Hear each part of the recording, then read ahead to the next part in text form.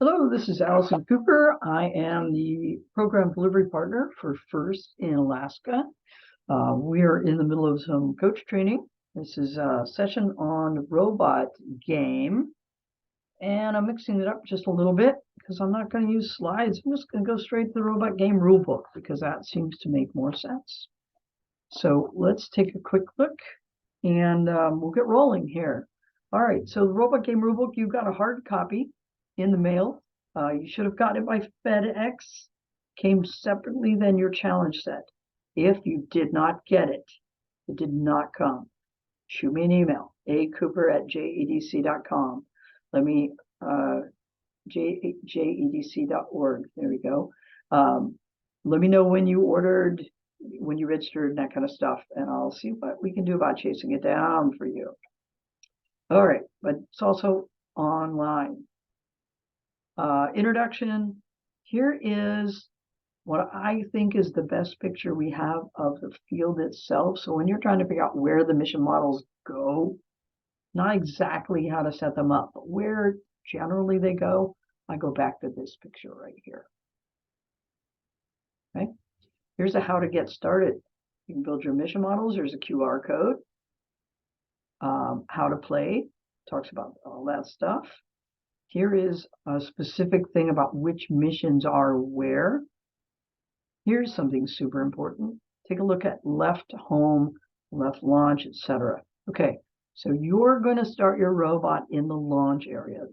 There's some rule that talks specifically about that.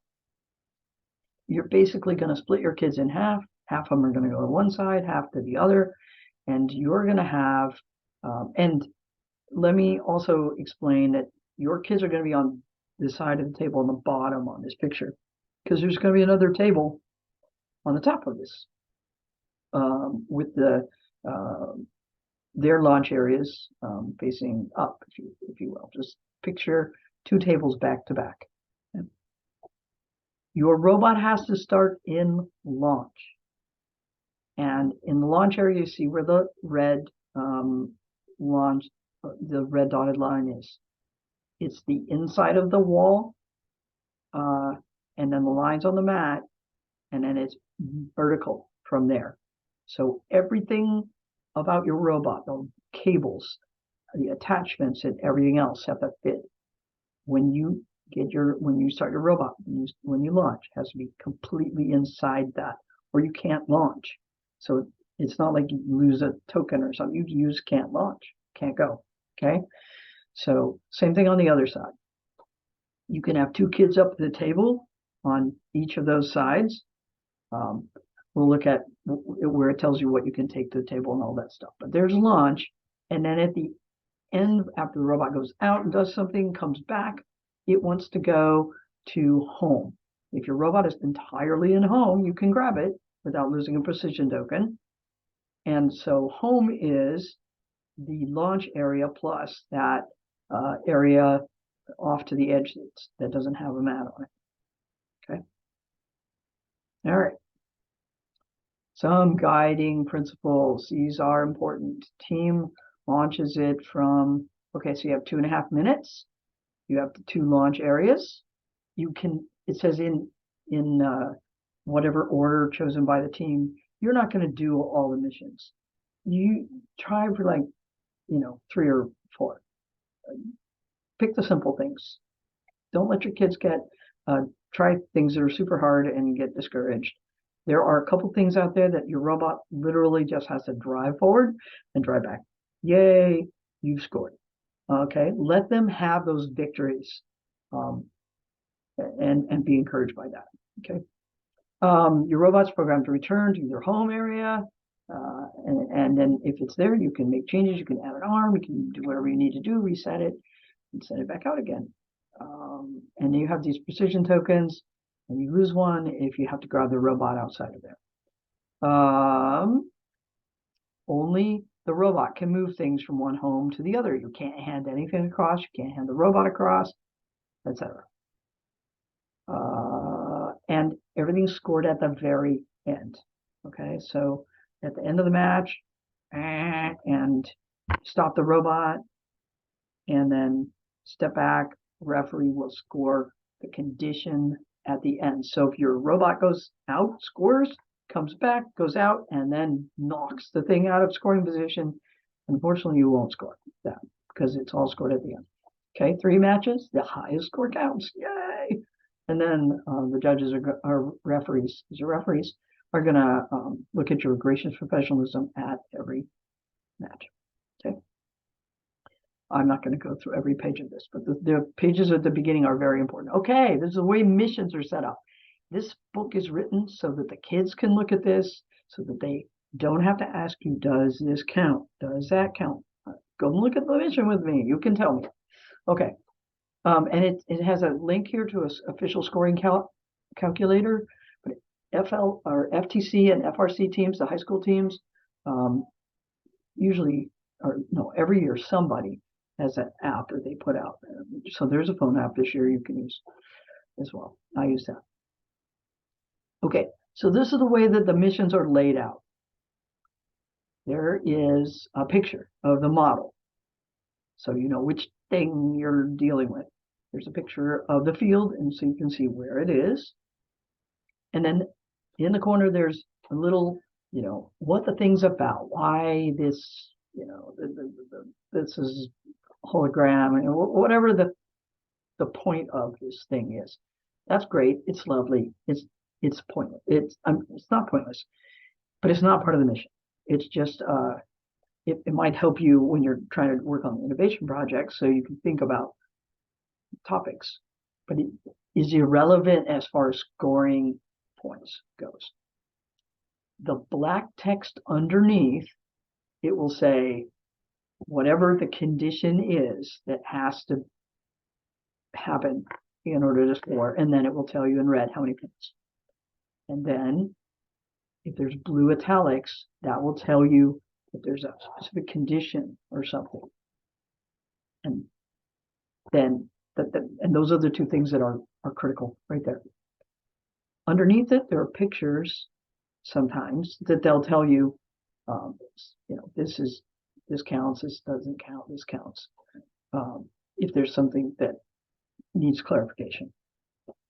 But that's it. They're all laid out like that. So you want the black text. Some of them are, I mean, it's super simple. Black text, 20 points. Okay. But look for the blue. Okay. This is a weird thing. Inspection at the beginning. So you're going to have to put your robot on all the attachments and all that stuff that you brought with you. So if you build a jig, which is a device out of Lego that you might build in order to be able to set your robot perfectly every time. Anything you brought with you, you'll put it in the launch area, and the ref will look and make sure it's under 12 inches high, and they'll call it good. After that, the 12-inch thing nobody cares. And you can put things where you really need to in order to start. This isn't just an inspection, but if you can do it and put them all in one of the 2 launch areas, you get 20 points. It looks silly to us because our little robots would never take more than 1 launch area, but it's worlds. Some of these teams build these gigantic contraptions, and this is designed to kind of, you know, make them pare it down a little bit. Okay, so this is how a mission works right here. So up in the upper right here, we have our little discussion of what 3D technology adds depth. That's great. Don't need that for the scoring of the mission. So we have a picture of the mission, we have a location, we have the text, and the number of points. And then we have a few pictures here to help you understand what scores. And that's it. It is that simple. So when your kids come to you and go, does this count? There it is. Is the 3D Cinema's small red beam. There's a little red beam on it that pops out and then drops down when you've gotten the thing pushed far enough out. If that is completely to the right of the black frame, you get 20 points. Well, can you do it this way? Can you do it that way? Can you do it this way? If it doesn't say you can't, in the regular rules, in the main rules, then you can. Doesn't say you can't, then you can. If you had to do it a specific way, it would tell you with a little blue size text right there. Okay, I am going to tell you about this one. This one's a funky one. I told you that there's a table that's back to back with yours. There's always one mission that is an interactive something. This is the one this time. So the way this one works is that if the other team is also doing it, then you might get some more points, a bonus points. Okay, so same thing. You got a picture of the model, picture of location. If your theater's red flag is down, which basically it's going to be down if you've done anything to move this thing, and the active scene color is, and there's a little dot, little ball. If it's blue, if it's pink, it's orange. But then the bonus, if the other guys have done theirs. 2 caveats. Teams may activate only their own model, so you can't reach over and help them. And you can't earn it if you're in a remote competition or if there's no opposing team. Okay? So that is how that one works.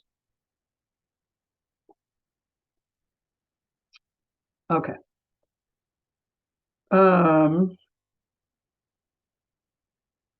And then they just go like that. And they're all buzz along. This one's a little different. This one talks about art. If your team's Lego art piece is at least partly in the museum target area. What art piece? Okay, so there's when you build the mission model for 4, you build a pedestal. There's more Lego. There's a whole bunch more Lego in a bag, but you're not going to use them. They are for your team to use to build art, whatever they want. And they'll deliver that to the museum, and they can get points. Bonus, if the art piece is completely supported by the pedestal, 20 added points. Okay, cool. To score the bonus, there's the caveat. To score the bonus at the end of the match, the art piece may only be touching the pedestal, and the pedestal may not be touching any team equipment. And there's a place with a glossary, and we'll see that, where it describes what is team equipment, but basically you can't send something out to hold it in place or something like that for this one. But you could with other ones, because they didn't say you can't, right? Okay. All right, and so we'll buzz along, and so all of these missions are like that. Let me see if there was anything else I specifically wanted to show you. No, not really. So a lot of missions, lots of things. Sound mixer, have your kids mess around with that one. There's an order that works, and then the other orders don't work.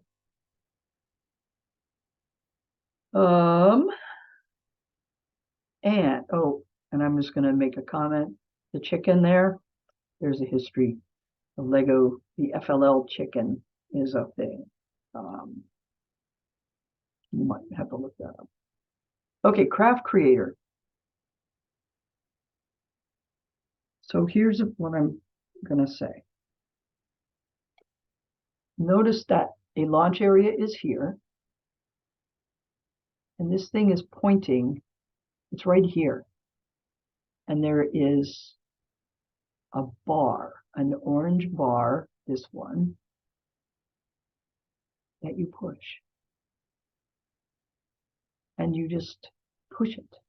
So basically, if your kids drive your robots straight forward and into it, they will complete the mission. Now, if there's 2 things here. If the craft machine's orange and white lid is completely open, you have 10. If the craft machine's light pink latch is pointing straight down, you have 20.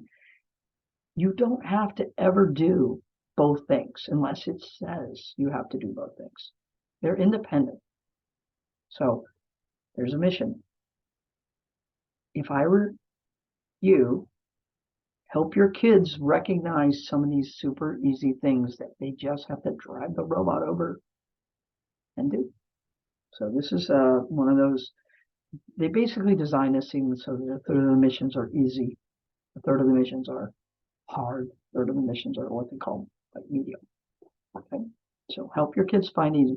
And just because something's more points or less points does not mean that it's harder or easier. You'll find, like for instance, in this thing, pushing that orange and or the latch, pushing the orange thing in so that the latch, so that it pushes forward and drops the pink latch is super easy. Lifting a lid requires an arm or something.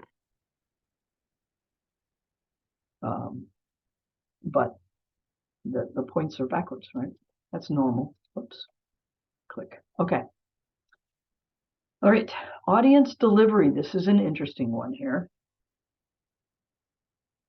You help your kids think about how to maximize points. You could take all those 7 guys and drop them in one spot. If an audience member is completely in a target destination, 5 for each member. Great. 7 of those guys in one spot, that's 35 points. Yay! If a target destination has at least 1 audience member completely in it, that's 5 for each destination. So if they're all in one destination, you got 35 for getting them, each guy, into a destination. And then you have 5 points for a destination. So there's 35 and 5, 40. If you spread them out, if you put them in, 7 different destinations, are there 7, 1, 2, 3, 4, 5, 6? If there are 7, 1 in each destination, you would have 70 points. So, really it's a way for the kids, but that's a lot harder. So that's some strategy for them to think through. Expert delivery, and I'm going to make a note on this one. Go look at the updates, challenge updates. There's an update that has a much clearer picture of how to set this one up. But you put these guys into the location where they're supposed to go. So you'll want to make sure these guys actually get set up on the field, even if you're not doing this mission, because they're in the way.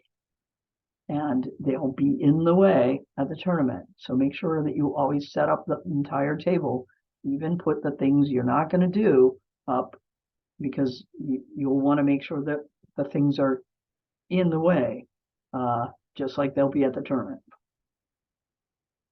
Okay, there's nothing that says you can't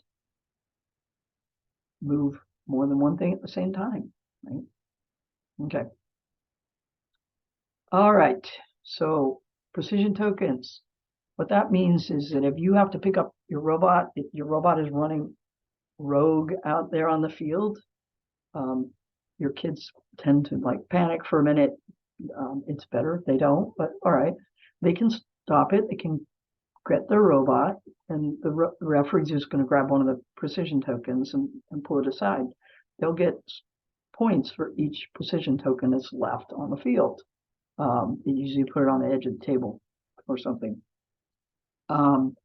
Notice that there's one freebie. So there you go. Okay. Rules. Important. It says important. It means important. This is important. This may be the most important rule in all of First Lego League. All robot game wording means precisely and only what it says. If a detail is not mentioned, it does not matter. So a few years ago, we did one called Animal Allies. There was a shark tank. Put the shark in it. You started with that in your home area, so you had control of that, and then you had to deliver it to a place. So we just basically just pushed it. It wasn't very far, but if you pushed it out there and the shark was still standing, and if the shark was not touching the walls of the tank, that was scoring criteria. If it was in the place, you got points, and if it was not touching the walls, you got more points. So we all very carefully delivered this tank out. And then I got the state, and I saw a team, and they just flipped the tank upside down and put the shark on top. Didn't say you can't. So You can't.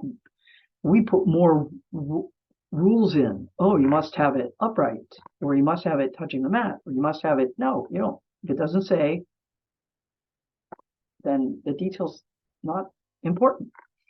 So let the kids be creative with their problem solving. This glossary is super important. And they cut it way down, and they tried to make it as simple as they could. So this will help your kids understand what is a technician. It's your kids at the table. What's an interruption? What's a launch? All those words that they're going to use. This is the definition of them. Okay. Things that happen before the match. Things you can use. You can take one robot up. I get asked that a lot. Can we take 2 robots up? Will you run one for these missions and one for... Nope, you can't. But you can take one robot up this match and a different robot up next match. Okay, you take one robot. You can't take your laptop. You download your programs to the robot. So if that's a Spike Prime, you're putting them in numbered slots. If you want to know how to do that, go look at primelessons.org. That's my go-to. Okay, this tells you what else you can use, which essentially is any other Lego. But you can't modify them unless it's string you can cut or pneumatic tubes you can cut.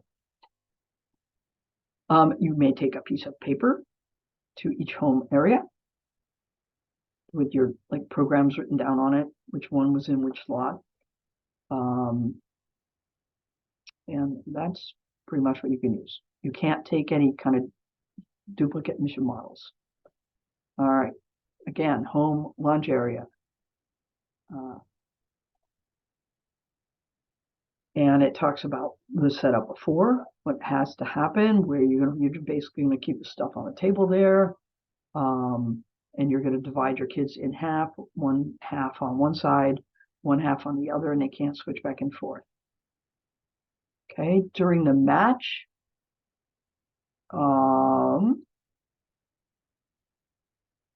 they can't hand things back and forth. We talked about that.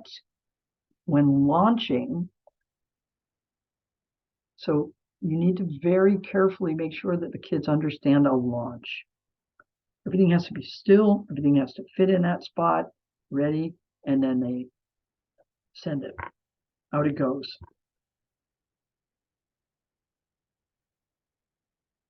Okay, and then outside, it's all this stuff about what happens if the robot gets interrupted. And if it's out, and what happens to the stuff that's out there, etc. Okay. Number 4 here. Teams may not separate the dual lock, take models apart, break a mission model. So this field this year is a little delicate. If your robot is kind of going out there, it might break stuff. And if it breaks stuff and it scores, but it breaks stuff while it's scoring, you probably won't get the points for that.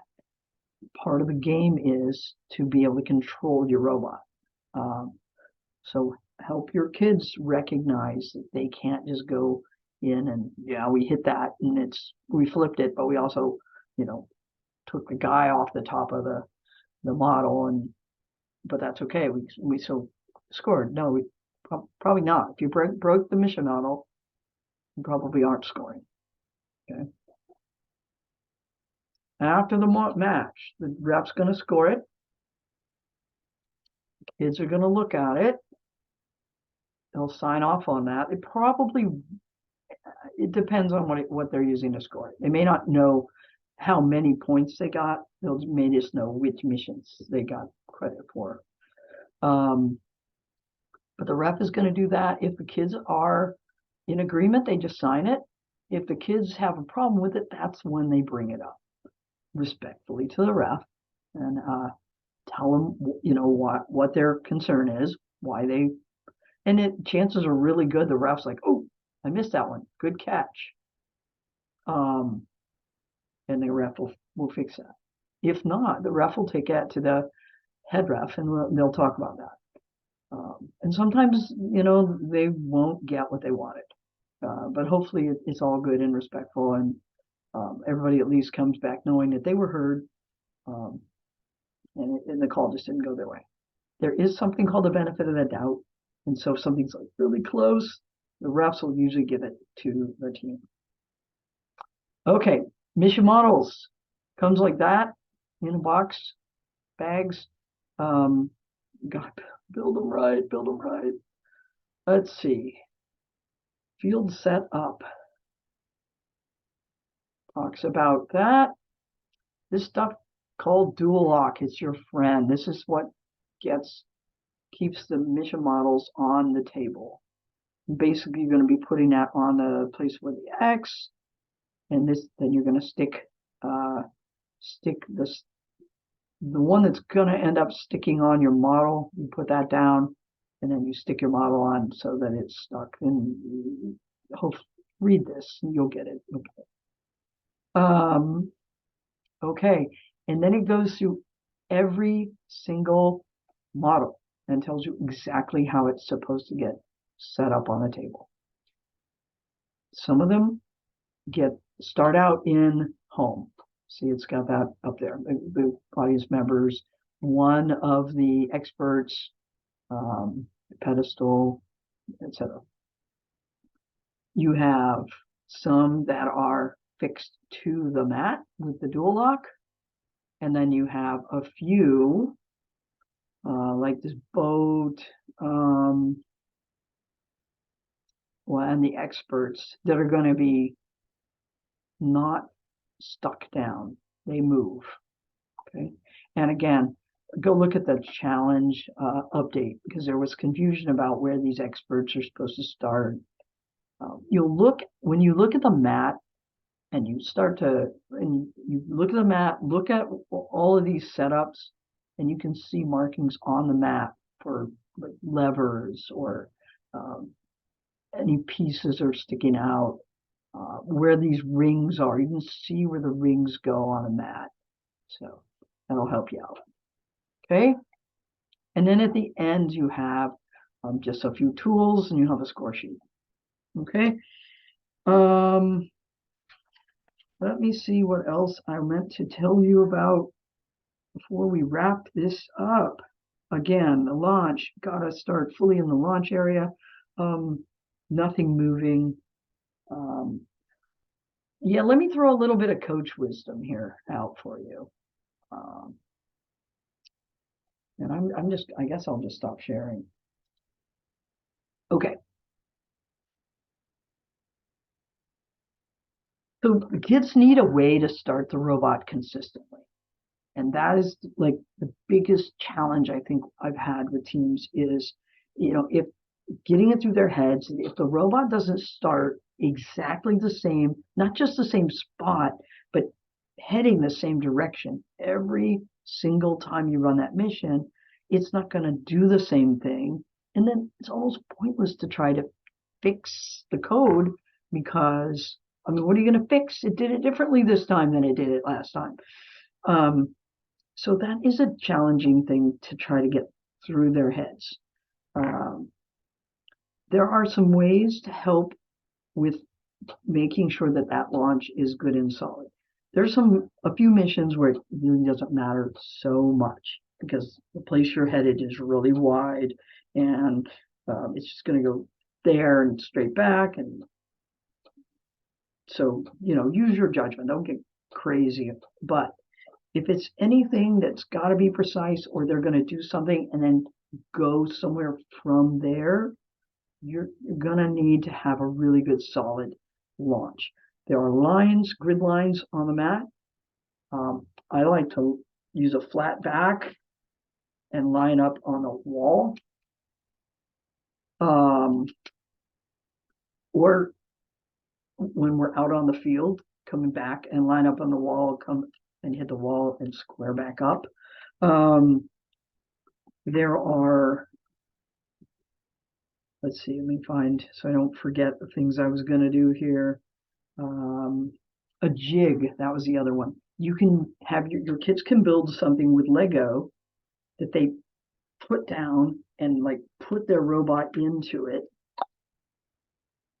to line their robot up, and then they just move the jig and then launch their robot. So that's a thing. But they're going to want to get good, solid, consistent starts. Consistency is huge. They'll program stuff and that, yay, it worked once. Basically, if mine can't do it 5 times in a row, it's not done. It's not a mission that's going to be successful in my book. The other thing to do is if they use sensors and you can use physical ways to align your robot. Navigation.